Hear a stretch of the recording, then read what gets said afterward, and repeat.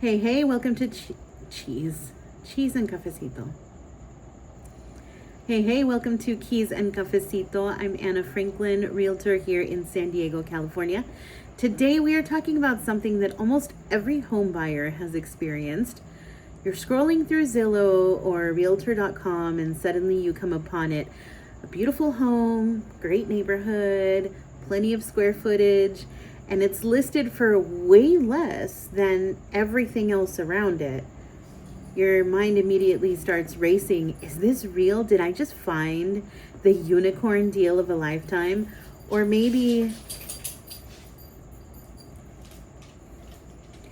is this real? Did I just find the unicorn deal of a lifetime? Or maybe, what's wrong with it?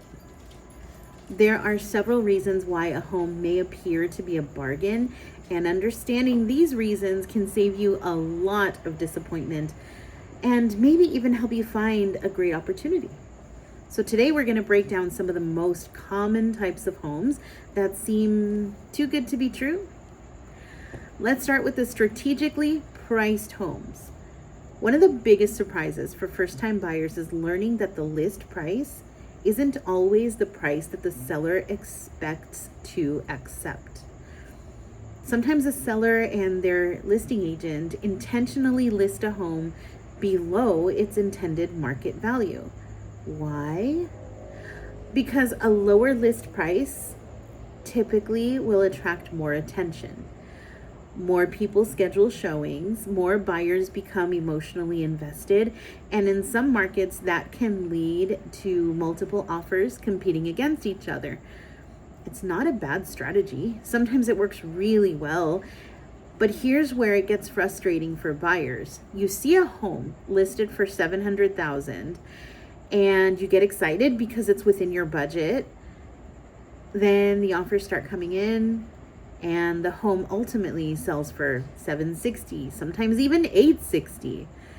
Was it ever really a $700,000 house? Maybe not. That's why it's important to look beyond the list price. Your agent should also be reviewing comparable sales so that you have a realistic idea of where the home might actually sell.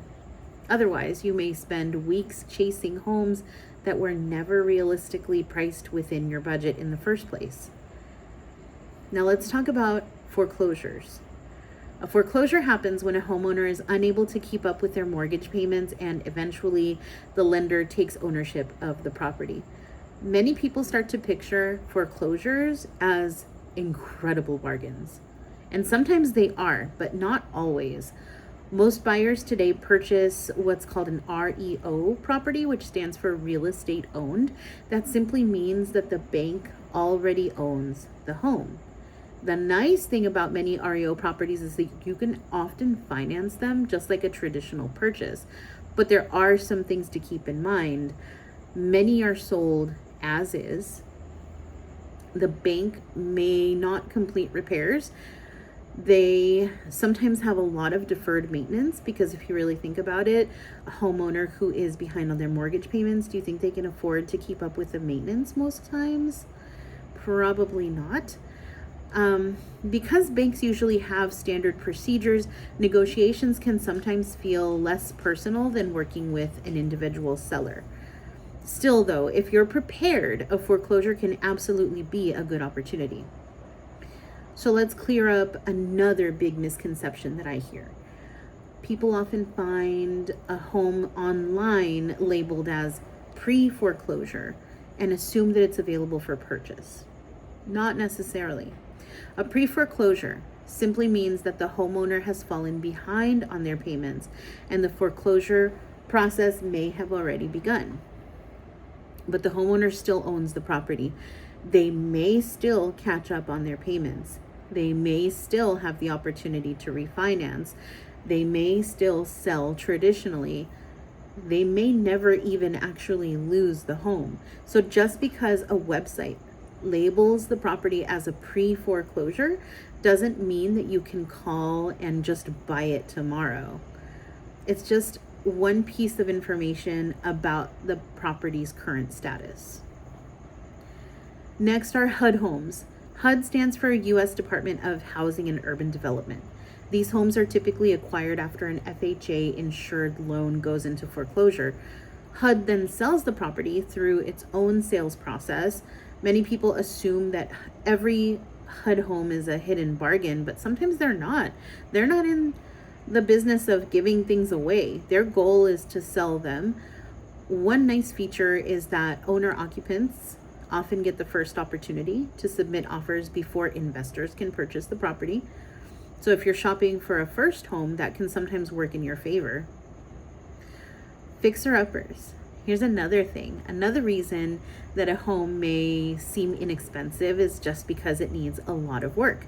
Maybe it needs a new roof. Maybe the kitchen hasn't been updated in 40 years. Maybe the flooring, the paint, the windows, or the plumbing all need attention.